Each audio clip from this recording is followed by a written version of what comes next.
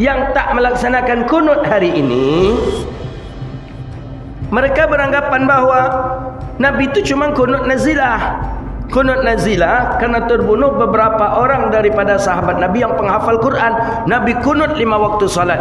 Kira-kira hari ini dengan meninggalnya, terbunuhnya lebih 3.000 orang anak-anak dan kaum muslimin mujahid di Palestina, di Gaza, layak tak kita untuk kunut nazilah kira-kira? Layak. Perlu kita sampaikan kepada kawan-kawan yang anti kunut itu.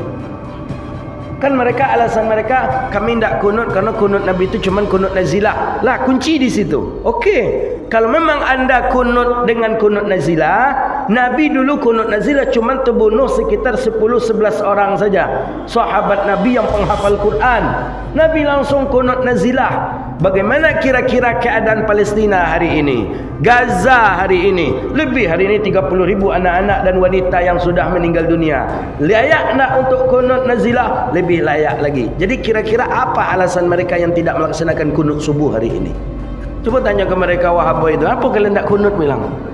Kenapa kalian tak kunut? Ini sunnah Nabi SAW. Jadi kenapa? Jadi bingung kita, mereka mengumbar-umbar sunnah, ternyata mereka yang membunuh sunnah. Maka kita perlu curiga, betul tak mereka ni cinta sunnah? Betul tak mereka ni pengagum sunnah? Mereka kemana-mana cerita, kami menghidupkan sunnah Nabi, kami mengamalkan sunnah Rasulullah. Tapi sunnah Nabi yang kecil saja tidak diamalkan. Jangan-jangan mereka yang membunuh sunnahnya Nabi SAW.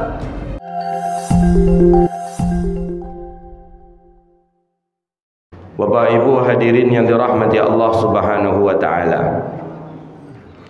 Subuh kali ini kita akan mengkupas sebuah hadis Nabi Yunus sallallahu alaihi wasallam, yang hadis ini di dalam kitab Jami'us Saghir fi Ahaditsun Basyirun Nadhir lil Imam Jalaluddin Abdurrahman As-Suyuti rahimahullahu taala. Ini bagian daripada amalan yang selalu diamalkan oleh para salafus saleh ba'da subuh dengan zikir, kemudian dengan ta'lim. Ada dengan zikirnya, kemudian dengan ta'limnya. Ta'limnya dengan menuntut ilmu. Ini amalannya para salafus saleh. Bukan berarti mereka setelah selesai subuh pulang kemudian mengqadha tidurnya, tidak.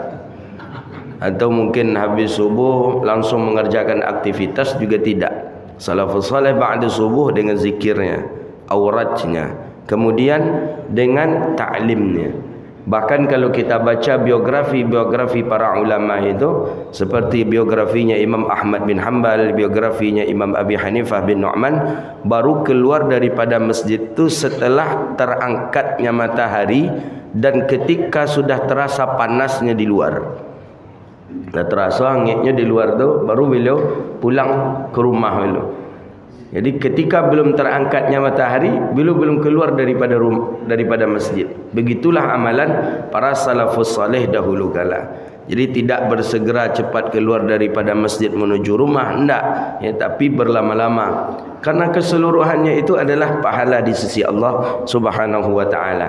Duduk di majlis ilmu juga pahala. Kata baginda Nabi SAW dalam sebuah riwayat hadis, "Man salaka tariqan yaltamisu bihi ilm, sahallallahu lahu tariqa ilal jannah." Orang yang dia duduk di majlis ilmu walaupun sesaat saja, atau orang yang berjalan dia menuju tempat suatu majlis ilmu, sahallallahu lahu tariqan ilal jannah, Allah mudahkan jalan baginya menuju surga. Maka setidaknya ini bagian daripada asbab nanti yang akan memudahkan jalan kita menuju surga Allah Subhanahu wa taala. Kalau ditengok-tengok amal seketek, ditengok dosa lebih banyak, lalai lebih banyak, taat ya bila taat kita taat itu bila iman sedang stabil. Iman stabil tu menengok kalau saku lagi stabil pula. Ketika saku stabil, biasanya iman orang stabil. Tapi ketika saku goyah, iman pun goyah, taat pun kurang. Nah, setidaknya dengan duduk di majlis ilmu, datang solat berjamaah ke masjid ini bagian daripada sahallallahu lahu tariqan ilal jannah. Bagian daripada suatu kemudahan nanti yang Allah mudahkan kita menuju surga Allah Subhanahu wa taala. Bahkan bukan itu saja. Dengan aktivitas yang kita lakukan mulai dari tadi sebelum subuh salat sunat qabliyah subuh, atau ulama mazhab Syafi'i mengatakan salat sunat fajar. Salat sunat fajar, salat sunat qabliyah subuh. Nah, Nabi katakan apa? Rak'atayil fajri khairum minad dunya wa ma fiha. 2 rakaat fajar itu lebih mulia daripada dunia dan seisinya. Kita sudah mendapatkan itu tadi sebelum subuh.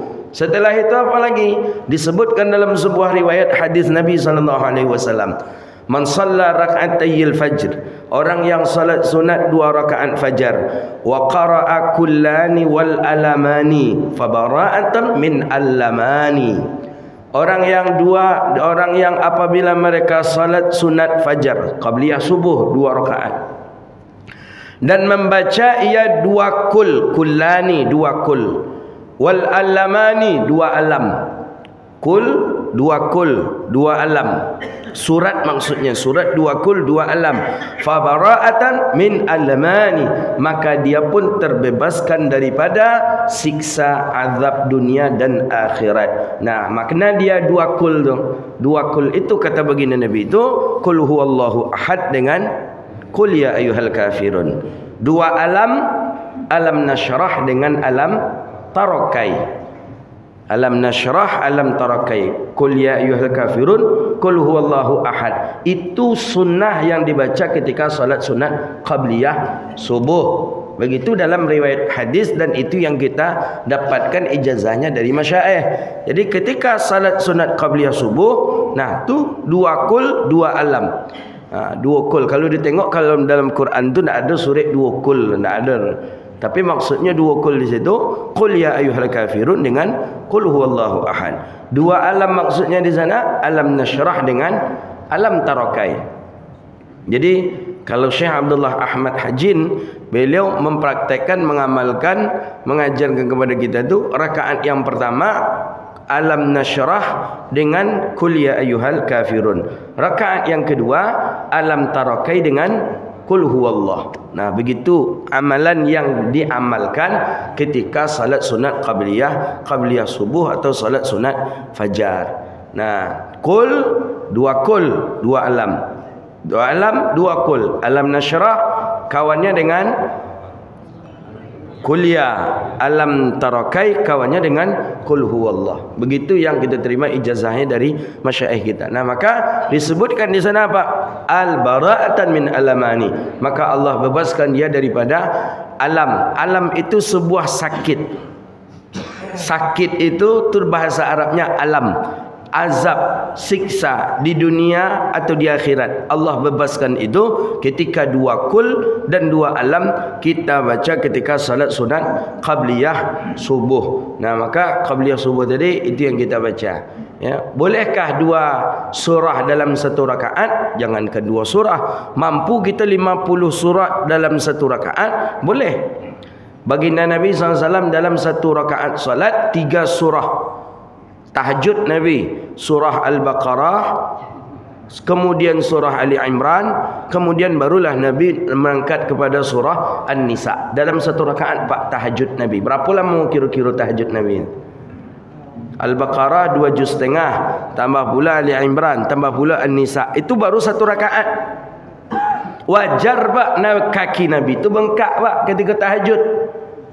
Nah, ketika tahajud kaki Nabi bengkak. Maka kata Sayyidatuna Aisyah, ya Rasulullah, 5 anta tata'affa qadamai? Kenapa kok sampai bengkak kakimu ya Rasulullah? Bukankah engkau sudah dijamin masuk surga? Bukankah engkau maksum, orang yang tak memiliki dosa? Kenapa mesti harus bengkak kaki engkau melaksanakan salat? Jawaban Nabi simpel, kata Rasulullah, inni uhibbu abadan syakura. Aku ini ingin digolongkan kepada hamba yang pandai bersyukur kepada Allah Subhanahu wa taala. Nah, maka ada pertanyaan jemaah, Ustaz, awak lihat cuk je sembahyang tahajud tiap malam tapi kaki tak pernah bongkak dah macam ni. Kaki buat biasa-biasa aja nak pernah bongkak dia. Ya sembahyang tahajud apa cena apa? Sembahyang tahajud kita mana apa? Ya biasa-biasa aja tanya ajalah ayatnya apa yang dibaca ya. Itu aja tanda. Ayat apa yang baca biasanya apa? Okey, kami ayatnya itu. Saya tanya inna ataina, kalau enggak wal asri. Pokoknya lebih dari 3 ayat nak hafal dah. Lebih dari 3 ayat nak hafal. Inna ataina 3 ayat je. Wal asri pada itu je. Lebih dari itu nak hafal. Jadi tiap sembahyang inna ataina. Lama rasaina ku inna ku jun untuk baca lah. Ada orang kita salat bukan tak sah, sah kan membaca surah dalam solat itu kan hukumnya sunnah. Nah, sunnah min sunanin sayyidil mursalin. Setelah qabliyah subuh, lanjut amalan sunnah lagi. Bahkan Nabi SAW mengatakan idza uqimatis salah, ketika iqamah salat, maka waktu itulah waktu yang mustajab doa. Jadi ketika kita menunggu daripada imam mengangkat takbir, ketika kita menunggu selesainya iqamah, maka ketika itulah doa yang salah satu mustajabah, Allah kabulkan, Allah istijabahkan daripada doa kita. Maka orang-orang banyak juga berdoa di sana. Bahkan doa langsung dengan menjawab kalimat iqamah. Iqamah qad qamatis salatu qad qamatis salah aqamaha Allah wa adamaha wa ja'alana minas salihin. Nah, ada salah satu perbedaan dalam mazhab kita Syafi'i dengan mazhabnya Imam Maliki dan Hanafi.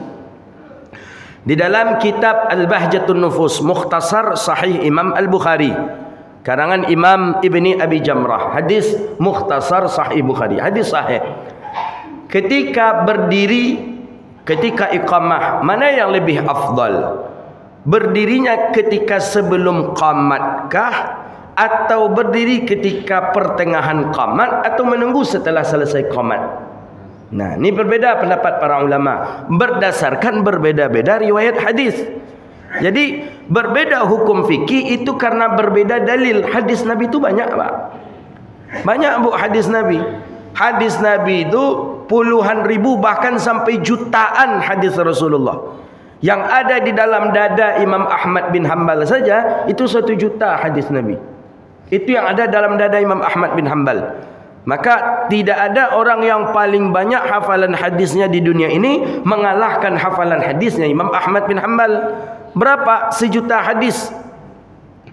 1 juta hadis. Makanya kitab hadis yang paling tebal di dunia kitabnya Imam Ahmad bin Hanbal, namanya Musnad Imam Ahmad bin Hanbal. Nah, 1 juta hadis yang beliau hafal di dada beliau. Hadis belum lagi yang ada di dalam dadanya Imam Ibnu Hajar Al-Asqalani, Imam Suyuti, di atas rata-rata 900.000 hadis. Apalagi Imam Ibnu Hajar Al-Asqalani, aku hafal hadis 900,000 hadis, 900.000 hadis. Maka hadis itu banyak. Jadi ketika ada perbedaan-perbedaan, tapi perbedaan itu masih dalam lingkup fikih, dalam lingkup syariat, maka perbedaan itulah sebuah rahmat. Maka disebutkan di dalam hadis Nabi SAW, al-firqatul azab, al-ikhtilafu rahmatun, wal-firqatul azab. Katanya disebutkan perbedaan itu sebuah rahmat dan perpecahan itu sebuah azab. Jadi ikhtilaf itu ya berbeda, wajar. Syafi'i begini, Maliki begini, Hanafi begini. Itu disebabkan karena perbedaan daripada sisi hadis. Nah, dilihat dalam Bahjatun Nufus, Mukhtasar Sahih Imam Al-Bukhari rahimahullahu taala. Di dalam satu riwayat hadis, Nabi SAW beliau berdiri ketika iqamah. Berdiri ketika iqamah baginda Nabi qabla al-iqamah. Tapi Nabi sebelum iqamah. Berdiri Rasulullah ketika iqamah tadi, sebelum iqamah. Tapi Nabi berdiri ini bukan di masjid, tapi Nabi berdiri mulai dari rumah, kata riwayat. Nabi sebelum iqamah, Nabi sudah berdiri dari rumah. Nabi solat sunat itu di rumah. Qabliyah Nabi kebanyakan di rumah, atau ba'diyah maghrib dalam riwayat Nabi di rumah. Rumah Nabi dekat dengan masjid, bersampingan dengan masjid, sebelah kiri arah mihrab. Ini mihrab, sebelah kiri itu rumah Nabi sallallahu alaihi wasallam. Nabi sallallahu alaihi wasallam berdiri qabla al-iqamah. Buktinya apa? Menurut riwayat Bilal ibni Abi Rabah dengan Abdullah bin Ummi Maktum, tukang azan Nabi, dua, baru melaksanakan iqamah salat ketika menengok Nabi berdiri.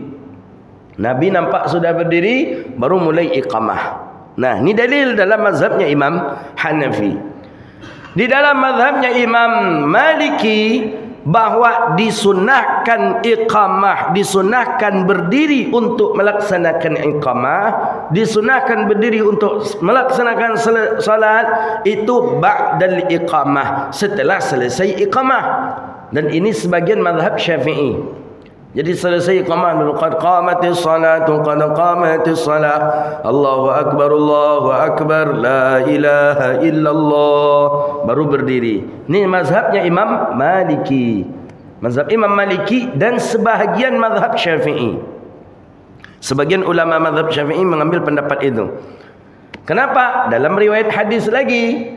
Di dalam satu riwayat hadis, dalam hadis sahih Bukhari, sahabat sudah iqamah, orang pun berdiri keseluruhannya, barulah Nabi sallallahu alaihi wasallam pun berdiri dan berjalan menuju masjid. Baik. Mazhab Syafi'i bagaimana? Nah, dalam mazhab Syafi'i, tadi itu sebagian mazhab Syafi'i.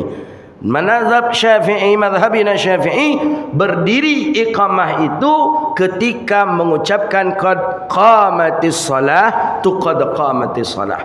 Jadi imam muazzin membaca qad asyhadu an la ilaha illallah, asyhadu anna muhammadar rasulullah, hayya 'alas salah, hayya 'alal falah, qad qamatis salatu, qad qamatis salah. Ketika itulah kita baru dianjurkan berdiri dan merapat ke saf dalam mazhabnya Imam Syafi'i menurut riwayat hadis yang sahih. Nah, ulama banyak mengamalkan dalam mazhab Syafi'i. Di antaranya Syekh Hasan Masyad, di antaranya Syekh Zakaria Al-Ansari, seorang ulama mazhab Syafi'i. Maqam beliau di samping maqamnya Imam Syafi'i. Nama beliau Syekh Zakaria Al-Ansari. Usia 98 tahun, tak bisa berdiri lagi.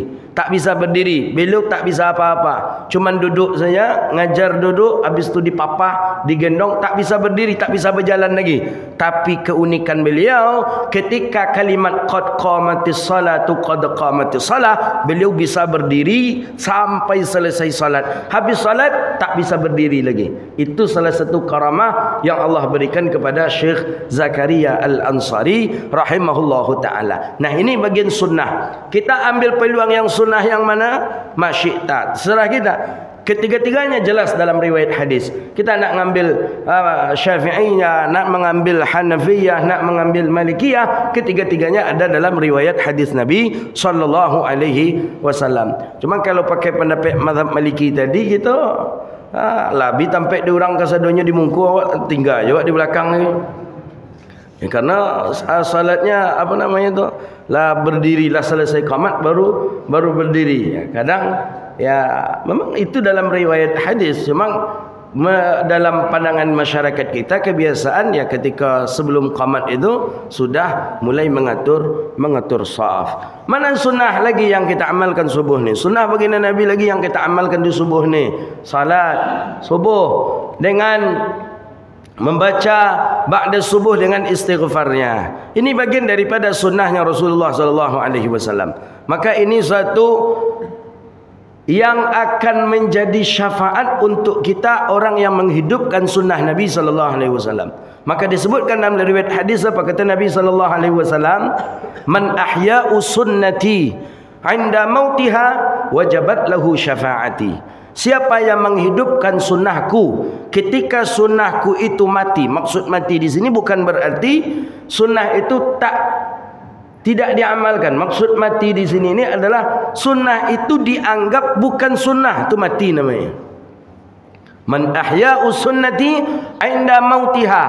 Siapa yang menghidupkan sunnahku ketika sunnahku mati, maksudnya ketika dia itu sunnah tapi tidak dianggap itu sunnah oleh orang.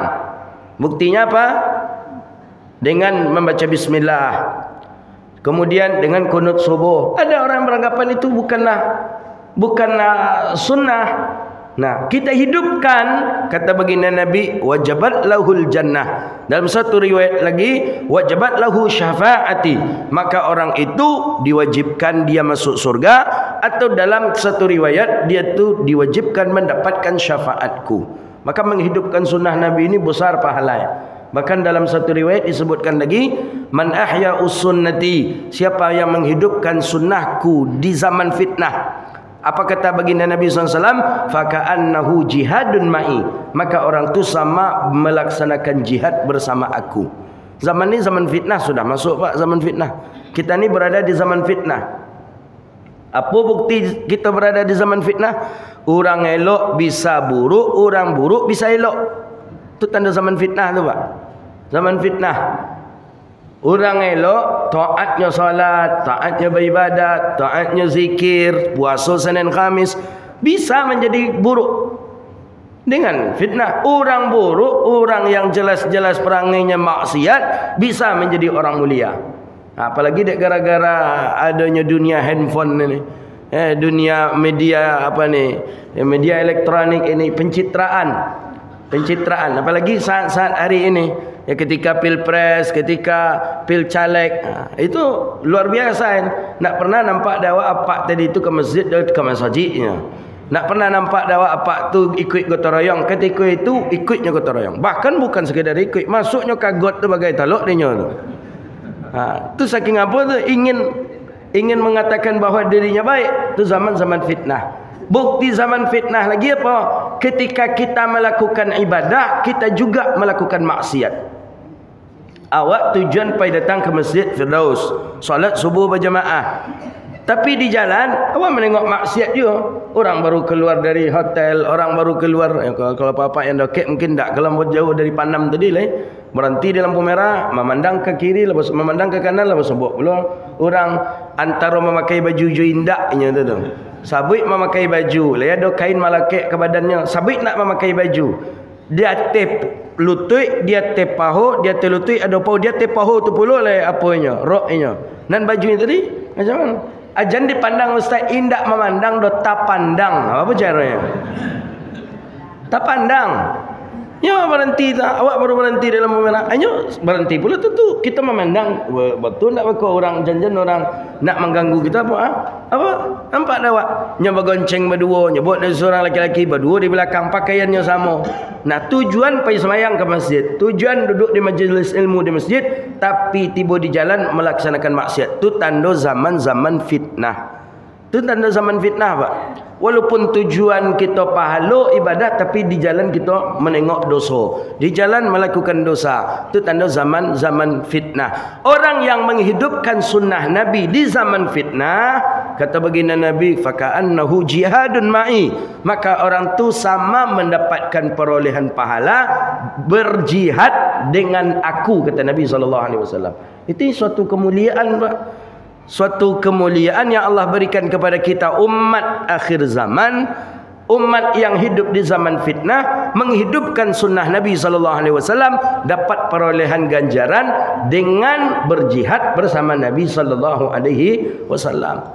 Coba bayangkan hadis Nabi dalam Sahih Muslim, haji. Apa kata Nabi? Orang yang umrah dalam Ramadan.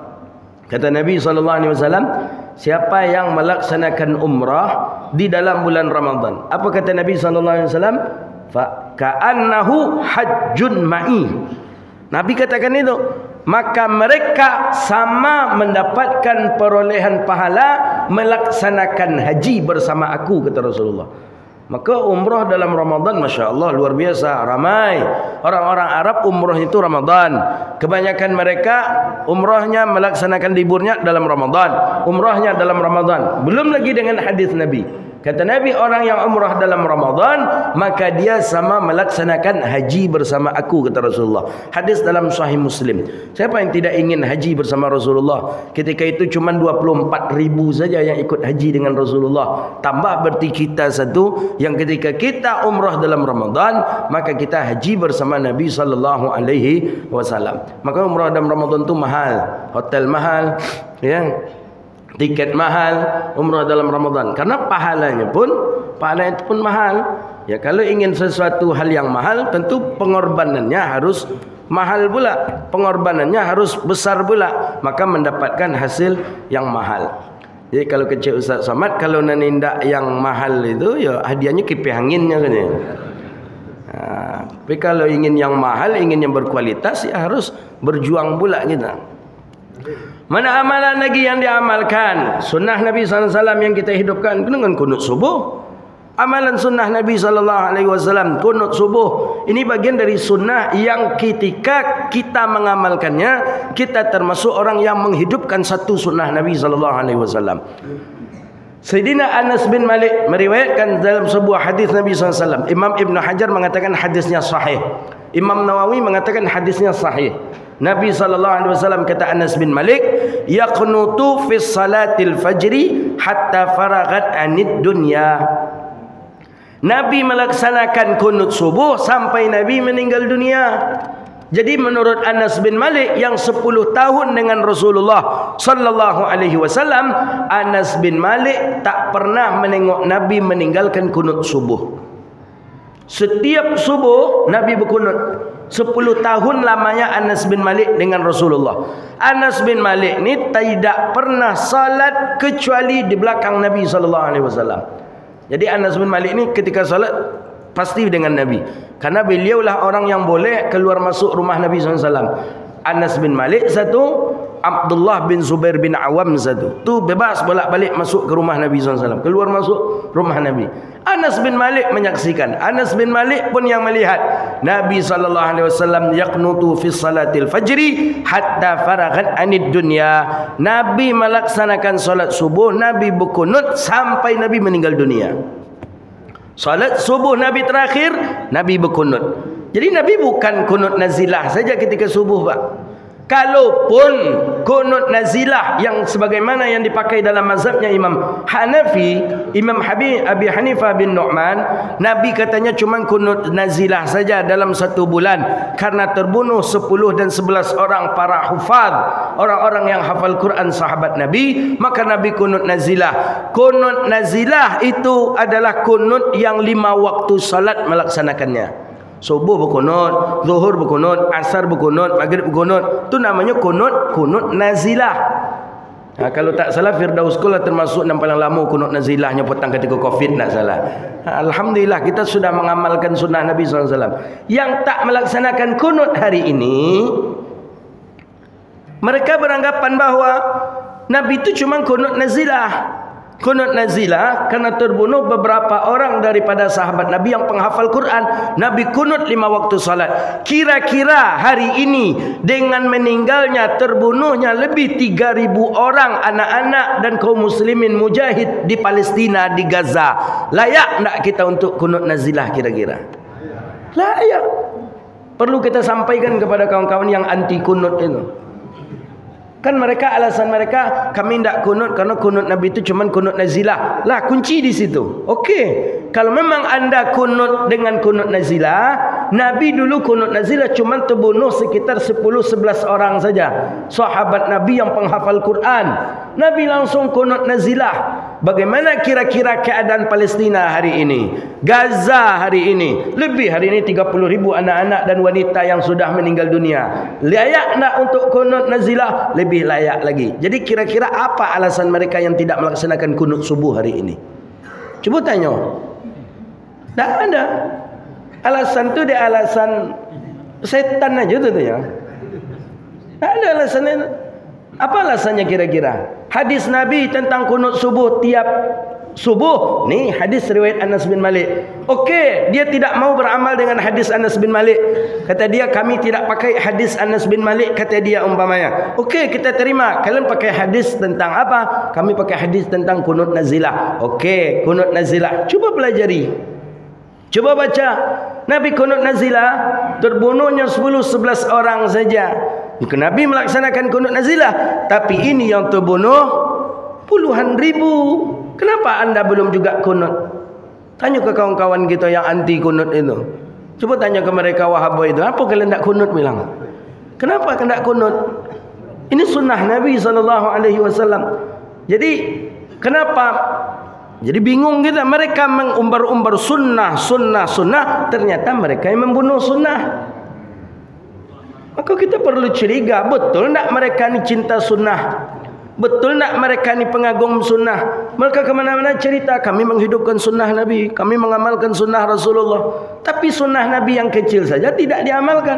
Jangan-jangan mereka yang membunuh sunnahnya Nabi SAW. Maka alhamdulillah kita ahli sunnah jemaah kunut kita tadi. Kunut. Mazhab Syafi'i kunutnya ba'da ruku', ketika i'tidal. Sami Allahu liman hamidah, kunut kita. Dalam mazhab Maliki, dalam hadis Muwatta disebutkan Nabi kunutnya ba'dal qiraah, setelah selesai membaca ayat. Jadi Nabi setelah membaca ayat, Nabi kunut. Jadi kunutnya Nabi menurut mazhab Maliki dalam sebuah riwayat hadis itu sebelum rukuk. Jadi setelah membaca ayat, Nabi kunut. Itu dipakai dalam mazhabnya Imam Maliki. Datang bapak ke Sudan, ke Tunisia, ke Maroko, jumpa nanti itu tu orang kunut sebelum rukuk. Jadi setelah membaca ayat langsung mereka kunut, setelah tu baru mereka rukuk. Dalam mazhab Syafi'i kunut letaknya setelah rukuk. Nah begitu dia. Setelah rukuk i'tidal baru kunut. Ini salah satu sunnah Nabi SAW. Nah kita nak amalkan yang mana Ustaz? Ya dia awak Syafi'i amalkan aja lah setelah rukuk. Jangan cuba-cuba lo buatlah setelah sebelum rukuk. Sudah baca ayatnya bila kunut dia imam. Kecil makmun yang nak mengaji subhanallah. Subhanallah, subhanallah. Tak je nya peduli ni imam kau dah. Kunut je imam kau. Alah. Itu bercakap makmum di belakang kau tu. Imam lah sosek imam kau katanya lah. Salah imam ni kata dia. Jadi kata imam, boleh mazhab Maliki melakukan itu tu? Boleh. Ya, Maliki mazhabnya orang-orang Afrika. Kita Asia, apalagi Indonesia, mazhab kita Syafi'i. Maka ada sebuah kaedah dalam fiqh itu disebutkan madhabus sunnah huwa madhabul qaum. Madhab yang sunnah adalah madhab yang dipakai di dalam kaum itu. Indonesia madhabnya Syafi'i, dah Syafi'i aja. Jangan dipindahan pula mazhab Hambali yang dipakai oleh orang Saudi ke siko. Kacau jadinya. Jangan dipindahkan pula mazhab Hanafi yang dipakai oleh orang Tajikistan, Uzbekistan, Afghanistan ke siko. Kacau jadinya. Karena sebuah daerah itu sudah ada mazhabnya. Indonesia, Malaysia, Brunei, Thailand, Syafi'i. Makkah sebagian Syafi'i, sebagian Hambali. Tapi Tajikistan, Afghanistan, Uzbekistan termasuk Turki itu mazhabnya Hanafi. Kalau bawa mazhab Hanafi ke siko, nak kacau bega. Apalagi kalau berjumpa dengan orang awam, tak faham dia tentang mazhab, tak faham dia dengan hadis Nabi SAW. Pernah kejadian ya, di daerah Harapan Raya aku kalau tak salah saya itu. Pernah kejadian jamaah tabligh khurut. Ya, ini dari Uzbekistan, dari Pakistan, mazhabnya Hanafi. Mazhab Hanafi Pak, azan dan iqamah sama. Azan dan iqamah sama. Maksud samanya apa? Sama-sama dua. Cuman di azan tak ada pakai qad qamatis salah. Qad qamatis salahnya pun sekali. Jadi azan lah ahbab kita dari jemaah tabligh tadi, azan dua kali seperti biasa, samalah azan ini. Tiba disuruh qamat, inyo qamat balik. Disuruh imam tadi silakan qamat. Qamatlah. Qamatnya je bedanya ya, qamatnya mereka sama seperti azan, dua kali je. Cuma azan agak panjang, qamat sardan. Sardan ni cepatnya.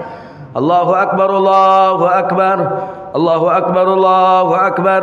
Asyhadu an la ilaha illallah, asyhadu an la ilaha illallah, asyhadu anna Muhammadar Rasulullah, asyhadu anna Muhammadar Rasulullah. Hayya 'alas salah, hayya 'alas salah. Begitu qamatnya mazhab Hanafi. Hadisnya sahih, Pak. Hadisnya dalam Sahih Bukhari ada itu. Hadisnya dalam Sahih Bukhari ada. Qamat dengan 2 kali. Jadi apa kata imam tadi? Nak mau itu qamat tu dah kecil imam. Kecil imam. Ini nak mau itu dah tu nak tu azan mau itu tunya kecil. Jadi kata orang orang Pakistani yang diterjemahkan, itu juga iqamah, itu iqamah di kami kecilnya lah. Itu iqamah di kami. Nak itu bukan, itu azan tu. Jadi apa? Solusi diulanglah qamat balik. Diulang qamat balik. Kecil imam tu ulang-ulang qamat balik. Diulanglah qamat balik. Jadi itulah sejarahnya semayang yang sekali azan 2 kali qamat. Itulah ni.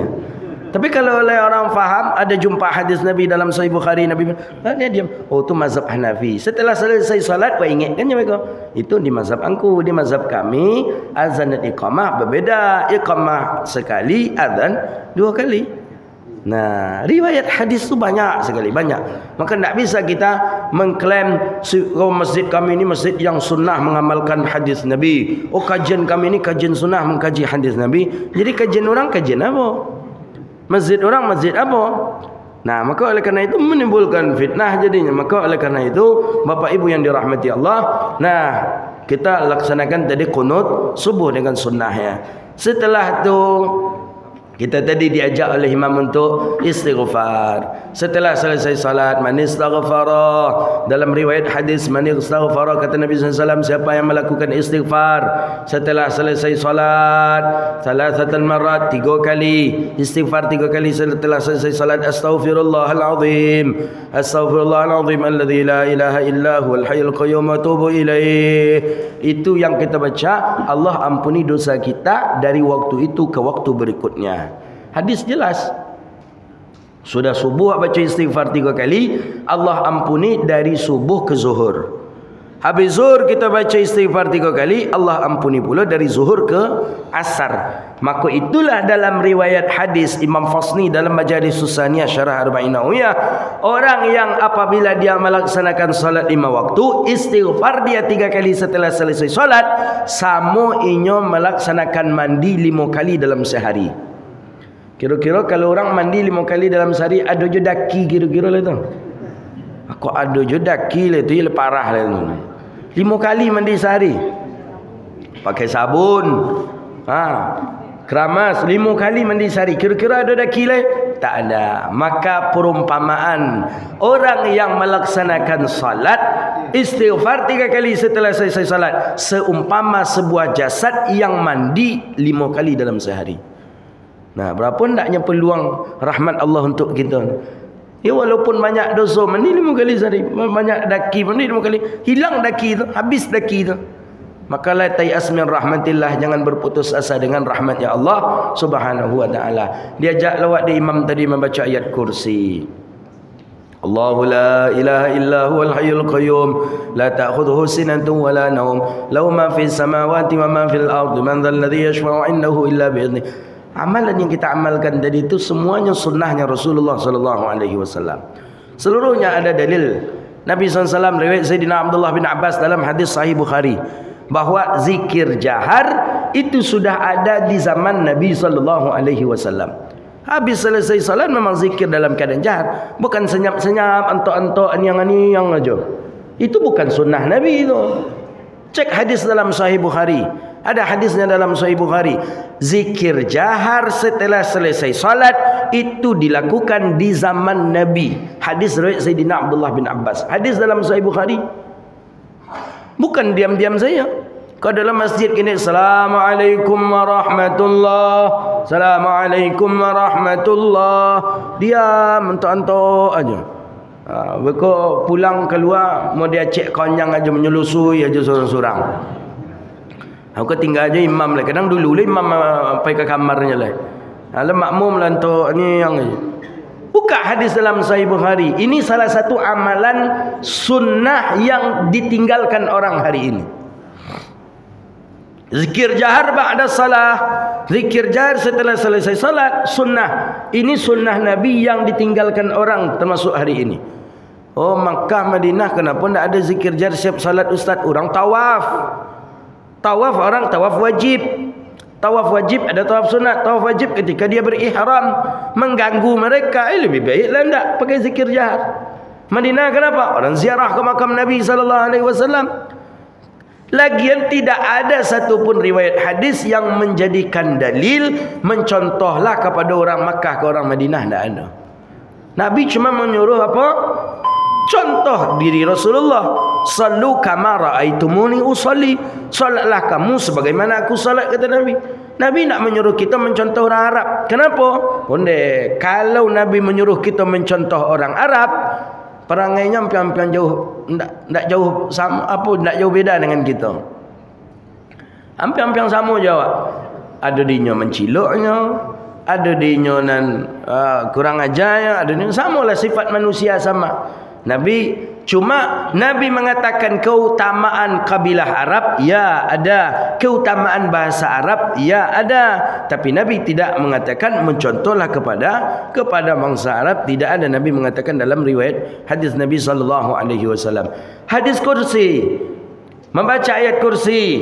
Di dalam riwayat hadis apa kata Nabi? Man qara'a ayatul kursi. Siapa yang membaca ayat kursi fi aqbas salawatil mafruḍah, setelah selesai salat fardu, apa kata Nabi? La yamna'u haddukhulul jannah illa al-maut. Tidak ada yang melarangnya masuk surga kecuali setelah ia mati.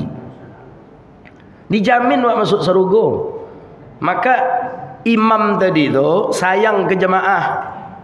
Diinginkannya jemaah ingin masuk surga, aku bacalah ayat kursi ko. Jadi mana imam-imam yang antok-antokan yang tu tak sayangnya ke jemaah tu. Bahkan kata masyaikh kami termasuk imam zalim kalau imam yang tak nyo berzikir jahar.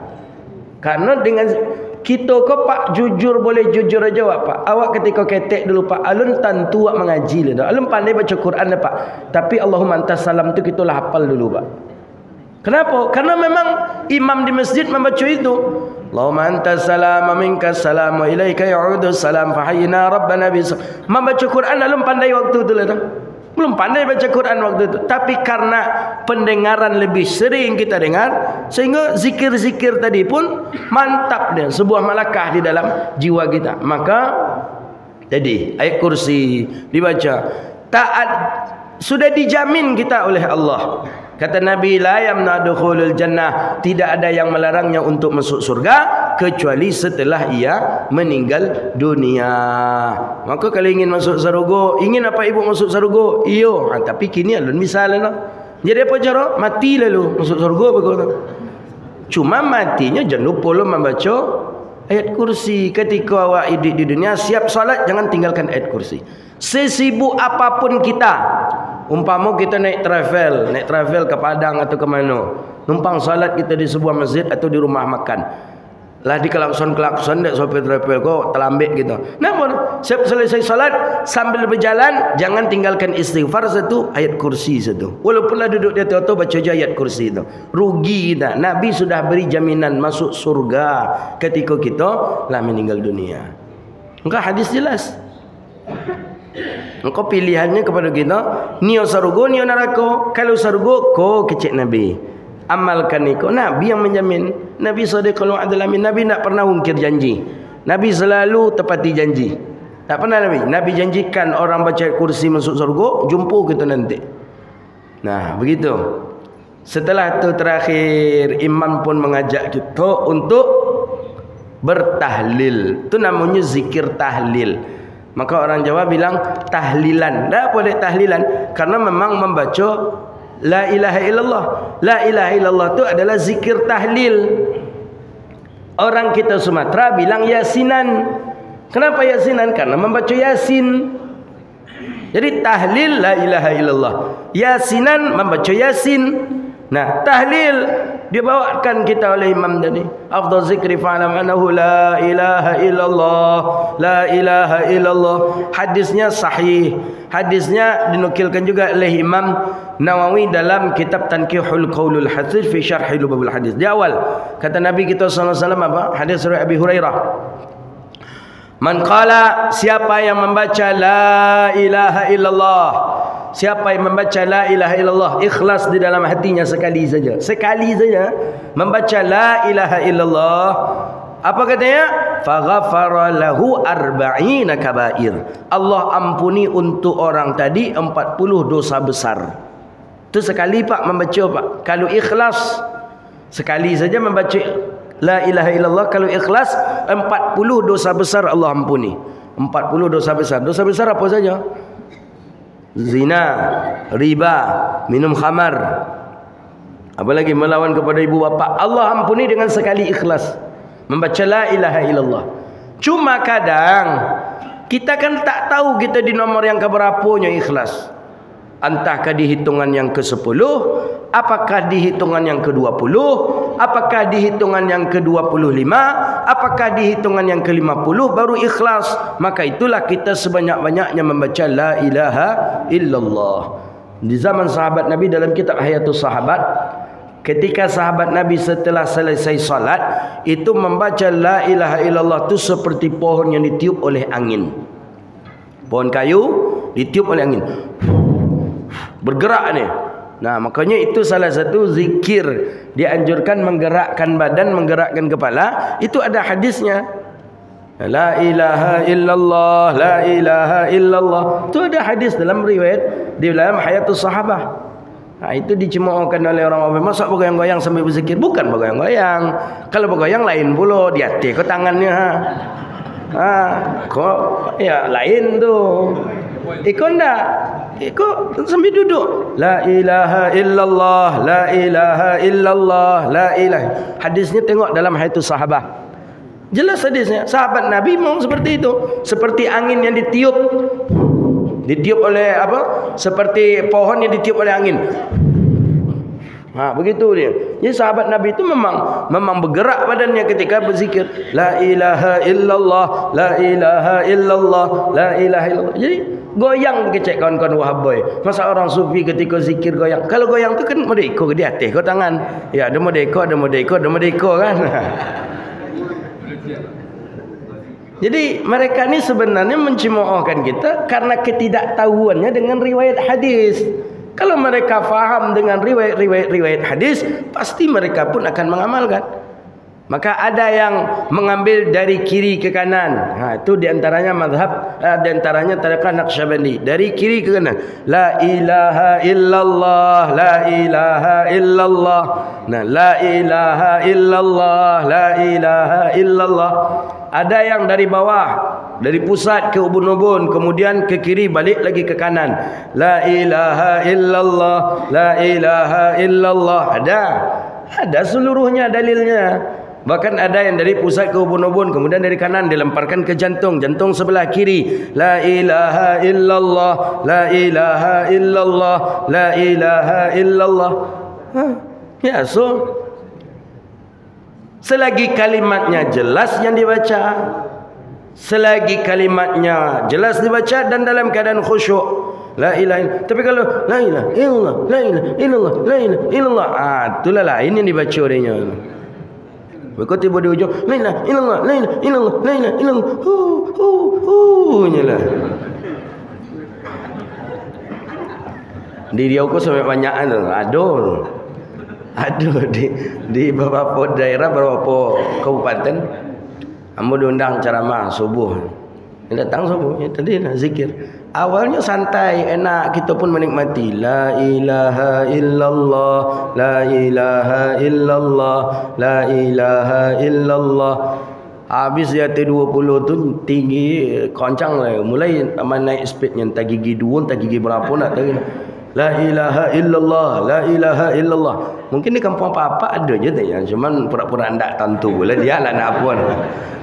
La ilaha illallah, la ilaha illallah. Masih bisa kita ikuti Pak. La ilaha illallah, la ilaha illallah sampai 50. Dia T50, di situ ya nak. Tapi yang heran je menengok angok buyanya tu, pada buya merokok lah tu. Ya, terkontrol dia apanya tu nafasnya. La ilaha illallah, la ilaha illallah, la ilaha. Tu kan lah hilang ha-nya tu. Awalnya dapat ha-nya tadi. La ilaha illallah, la ilaha illallah, la ilaha illallah. Masa doa agak kencang hilang ha-nya. Naina illallah, naina illallah, naina illallah. Tu tiba di ujung mereka hu. Kan di belakang tu kan ada hu tu Pak. La ilaha illallah hu. Kan hu kan. Hu tu betul. Hu. Amo saking penasaran dulu amo bawa itu tu masalah itu tu ke masyaikh dulu waktu tu di Sudan. Lah di Mesir tu di Sudan. Ada sebuah daerah di tempat kami jemaah zikirnya di ujungnya aja baca dia, tapi di penghujung pula hu. Jadi apa syekh kata muka syekh besok menjawab ke Cik William, dia lagi memberi bila tu kitab menjelaskan tentang zikir hu. Nah, ada kitabnya tu. Ya memang berbeza-beza pendapat ulama, ternyata ada ulama yang membolehkan. Ada ulama yang membolehkan dengan zikir hu. Ya tapi kalau awak ni tak pandai jen buat-buat lo hu apa? Encaklah nan joleh-joleh aja kalimatnya la ilaha illallah dah selesai. Jadi kata Nabi sekali aja zikir la ilaha illallah ikhlas, maka apa ganjarannya? Allah ampuni 40 dosa gadang. Sehingga sahabat bertanya, "Failam tajid." Kalau ndak ada dosanya yang godang, ndak pernahnya maksiat besar, ndak pernahnya berzina, ndak pernahnya makan riba, ndak pernahnya minum khamar, berarti kan ndak adanya punya dosa godang. Bagaimana ya Rasulullah? Maka Allah ampuni seluruh dosa kecilnya. Dosa kecilnya Allah ampuni. Kalaulah hendaklah pula ada dosa kecilnya bagaimana? Nah, di situ bahawa seorang mukmin saudara kita bisa memberikan syafaat fali ahlih, maka untuk keluarganya. Keluarga-keluarga kita yang masih dia solat, masih dia melaksanakan puasa Ramadan, insya-Allah mereka masih bisa untuk mendapatkan pertolongan daripada saudara kita. Makanya dalam doa itu kan jelas tu. Allahumma ighfir lil mu'minina wal mu'minat wal muslimina wal muslimat. Doa Nabi ketika khutbah Jumat. Allahumma ighfir lil mu'minina wal mu'minat wal muslimina wal muslimat. Ya Allah ampuni dosa orang muslim laki-laki perempuan, orang mukmin laki-laki dan perempuan. Nah, maka oleh karena itu amalan yang kita amalkan subuh ni bagian daripada sunnahnya Sayyidina Rasulullah sallallahu alaihi wasallam. Maka hidupkan selalu sunnah Nabi agar kita termasuk bagian daripada pertama orang yang mendapatkan syafaat Nabi, kedua orang yang berjuang bersama Nabi sallallahu alaihi wasallam.